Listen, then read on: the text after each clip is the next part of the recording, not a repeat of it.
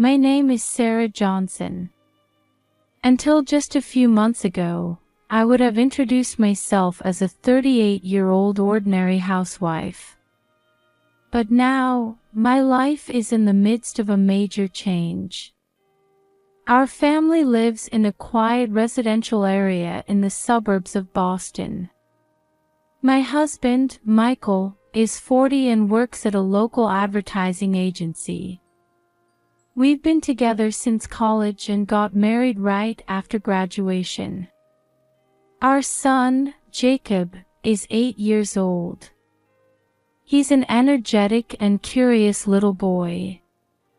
And now, I'm pregnant with our second child.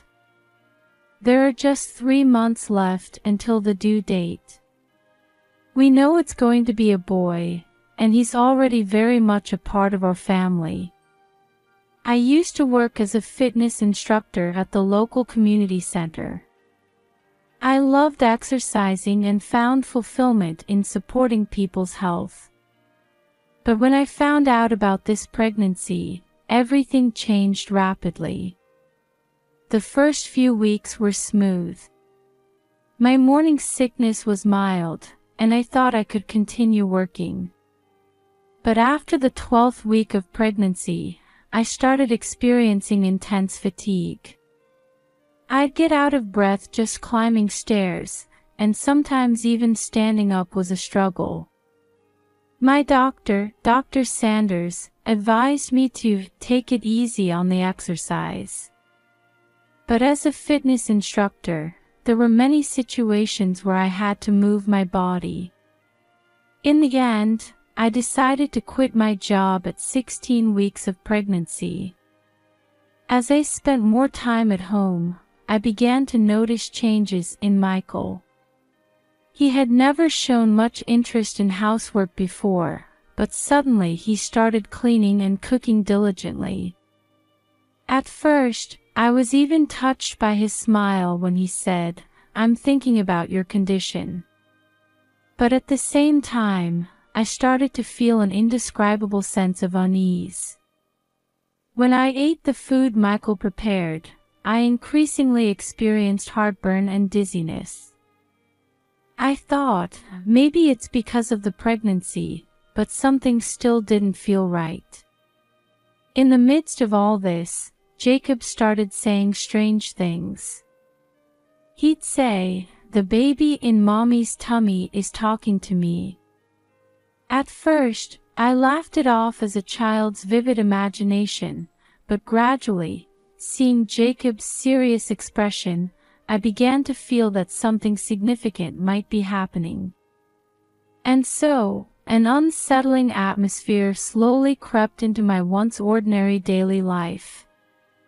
The incident at the park that day would change everything. It was a mild, sunny autumn day, the first we'd had in a while. Jacob had been begging to go to the park since morning, so I thought it might be a good change of pace for me too, and we decided to visit Oakwood Park nearby. Michael wasn't home because of work, but before we left, he said, "Sarah, I baked some cookies for you guys. Eat them at the park." He left a Tupperware neatly filled with chocolate chip cookies. His thoughtfulness lately has really been a big help. When we got to the park, Jacob immediately ran towards the playground equipment.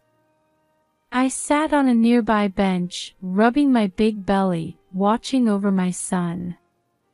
The soft autumn sunlight felt pleasant, and I was able to relax for the first time in a while. After a while, Jacob came running back. "Mom, I'm thirsty," he said, so I handed him the water bottle we'd brought. Then, I took out the cookies Michael had prepared. "Jacob, Dad baked these cookies for us. Want some?" "Yes." My son happily took a cookie and started munching on it. I took one too and took a bite. A sweet and fragrant aroma spread through my mouth, and it was very delicious. "Mom, these are yummy," Jacob said with a smile. I nodded and took another bite of the cookie. That's when it happened. Suddenly, I was hit by intense dizziness. My vision started spinning, and I felt like all the strength was draining from my body. "Jacob." I managed to call my son's name, but no voice came out, only a choking sound. "Mom." "What's wrong?" I could hear Jacob's voice from far away, but I couldn't respond. My body wouldn't move the way I wanted it to. The next moment, I slid off the bench and collapsed. Lying on the ground, in my fading consciousness, I could hear Jacob crying out and the hurried footsteps of people around us. "Someone help." My mom collapsed. Jacob's desperate cry. "Are you all right, ma'am?" A strange man's voice. "Call an ambulance." Another woman's voice. And then, the sound of sirens. I could see red and blue lights flashing behind my eyelids. The sensation of being lifted onto a stretcher. The swaying in the ambulance. Everything was fragmented, like a dream. The last thing I heard was the paramedic's voice. "She's pregnant. Check the fetus's condition too." And then my consciousness sank completely into darkness. When I opened my eyes, I saw a white ceiling. The smell of disinfectant and the regular beeping of machines. It didn't take long to understand that I was in a hospital. "Mom." I turned my face towards the familiar voice, and Jacob was holding my hand with tears in his eyes. "Thank goodness, you're awake." "Jacob." I tried to stroke my son's head, but I noticed a 4-needle in my arm. "It's okay. Mom is." Then, remembering what happened at the park, I suddenly realized. The baby. I tried to put my hand on my belly in a panic, and Jacob said in a small voice, "It's okay, Mom. The baby is fine. But you know." He looked around and then continued in a whisper close to my ear. "The baby says it doesn't want to be erased by Dad." I caught my breath at those words. There was something in Jacob's serious expression that made me feel this wasn't just a child's imagination. At that moment, the door to the room opened, and Michael rushed in. "Sarah, are you okay?" He hurried to my bedside and grabbed my hand. But at that moment, I instinctively pulled my hand back. "Ah, thank goodness." "You're alive," Michael said with relief, but I felt uneasy about his choice of words. "Alive." As if he thought I might not be. "Michael, what do you mean?" I asked fearfully. He showed a confused expression for a moment but quickly returned to a smile. "No, I was just worried. I heard you suddenly collapsed." I could understand that explanation, but something still didn't sit right with me. Jacob's words, Michael's attitude, and recent events, everything started spinning in my head.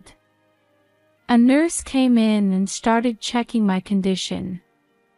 "The baby is safe. But you'll need to rest for a while." Those words brought some relief, but at the same time, new anxiety sprouted. Why did I collapse? Was it related to the cookies Michael made? And above all, was the baby really safe? These questions weighed heavily on my heart. A few days after being discharged, I was resting at home. On doctor's orders, I had to take it easy with housework for a while. That's when my old friend Amy stepped in to help. Amy came by almost every day to help with housework. Her cooking had a warm, gentle taste, and for the first time in a long while, I could enjoy meals without worry. "Sarah, your complexion is looking better," Amy said. Indeed, since being discharged, my health had improved remarkably. "Yes, it's strange how much better I feel," I replied. But at the same time, this fact was raising new questions. Why had I been so ill before hospitalization, but now I was feeling so much better? Michael continued to treat me kindly, but something about him seemed off. He started spending more time at home and became overly concerned about my food and drinks. "Sarah, why don't you try this herbal tea? I heard it's good for pregnant women." When he offered me the tea, I smelled it and had a bad feeling, so I declined, saying, "No, thank you." One day, Jacob snuck into my room. "Mom, the baby talked to me again," he said with a serious face. "Jacob, can you really hear the baby's voice?" I asked, half in doubt. He nodded and said, "Yes, I can hear it clearly. The baby says it's scared of Dad. It says Dad is trying to hurt it." Those words sent a chill down my spine. It was too specific and eerie to dismiss as just a child's imaginative statement. "Jacob, did you hear anything else?" I asked with a trembling voice. "The baby says Dad is mixing something bad into the food. That's why you've been feeling sick." At that moment, something seemed to click in my mind. Michael's sudden change, my ill health, and now this surprising recovery, everything started to make sense. "Mom, are you okay? You look pale," Jacob said worriedly. "I'm fine, Jacob," I answered, hugging my son. "Mom is okay. But I need to do something important now." At that moment, I made up my mind. I had to take action to reveal the truth and protect myself and the baby. After hearing Jacob's words, I decided to take action. First, I dug out the baby monitor we had used when Jacob was a baby. I thought I could use this to monitor Michael's actions by hiding it in the kitchen. I also told Amy about the situation and asked for her help. At first, she seemed incredulous, but seeing my serious expression, she promised to cooperate. "Sarah, your safety comes first. Call me immediately if anything happens," Amy said, squeezing my hand. From that day on, I secretly started observing Michael's actions through the baby monitor. For the first few days, nothing unusual happened, but on the fourth night, I witnessed a shocking scene. The monitor showed Michael mixing something in the kitchen late at night. He took out what looked like white powder from a small bottle and mixed it into my breakfast smoothie. When I saw this scene, a chill ran through my entire body. The next morning, after Michael left for work, I immediately contacted Amy. Together, we found the bottle Michael had been using and decided to have its contents tested. The results came back 2 days later. The bottle contained drugs harmful to pregnant women. At that moment, the last of my doubts disappeared. With evidence in hand, I decided to confront Michael. I asked Amy to be present, and we left Jacob with my sister Rachel. That night, when Michael came home, I calmly told him, "I know everything you've been doing." Michael showed a moment of agitation but quickly composed himself. "What are you talking about? Sarah, are you feeling unwell?" "Enough, Michael. I'm talking about the drugs you've been mixing into my smoothies." I showed him the baby monitor footage and the drug test results. Michael's face changed color. "Sarah, it's not what you think. This is a misunderstanding." "A misunderstanding? When you were trying to kill me and the baby?" My voice trembled. At that moment, Michael's attitude completely changed. "That's right, I was trying to kill you," he shouted.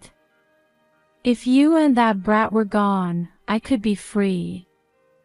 Just as Michael was about to grab me, Amy jumped out and restrained him. Then, the police we had contacted in advance arrived and arrested Michael. The truth revealed during the investigation was even more cruel than I had imagined. Michael had a mistress, and he had planned to kill me and the baby to collect the insurance money. Even his sudden helpfulness with housework was all to drug me. "Why? How did you find out?" Michael muttered as he was being restrained. I answered with a trembling voice, "You couldn't hear the baby's voice. But Jacob could." As I watched Michael being taken away, I finally let the tears I had been holding back flow. Fear, relief, and sadness all washed over me at once. Amy hugged me. "It's all right now, Sarah. You were strong. You can be happy from now on." I nodded slightly at her words. It had indeed been a difficult experience, but deep down, I felt that I could now start a new life. A few months after Michael's arrest, I safely gave birth to a baby boy. The baby was healthy, and I felt indescribable relief and joy that this small life had been protected. The divorce proceedings went smoothly, and at the same time, Michael's trial began. On the day I stood in court, I had mixed feelings of fear and determination. However, by standing on the witness stand and telling the truth, I was able to reaffirm the strength within me. As a result of the trial, Michael received a 20-year prison sentence for attempted murder and harm to a fetus. His mistress was also charged with conspiracy and received an appropriate punishment. When the verdict was handed down, I felt something clear up inside me. It was really over now. When my new life began, I was anxious at first, but Amy, my sister Rachel, and above all, my son Jacob supported me. Jacob was genuinely happy about his brother's birth and became a surprisingly reliable big brother. "Mom, I'll protect the baby," he said with a serious face, which brought tears to my eyes. "Thank you, Jacob. We were saved because you heard the baby's voice." "Yes, but I can't hear the baby's voice anymore. I think it's because he's happy now." At those words, I hugged my son tightly. Indeed, we are happy now. As time passed, the painful memories faded. I resumed my work as a fitness instructor, enjoying fulfilling days balancing work and child rearing. Through that experience, I became stronger. And I learned what true happiness is. The bonds of family, the support of friends, and the power to believe in oneself. These have become the foundation of my new life. Now, I'm walking towards the future with hope.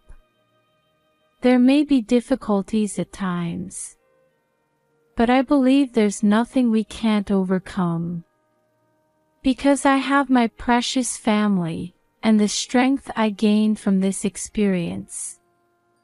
On nights when Jacob and the baby are fast asleep, I often stand by the window and look up at the starry sky.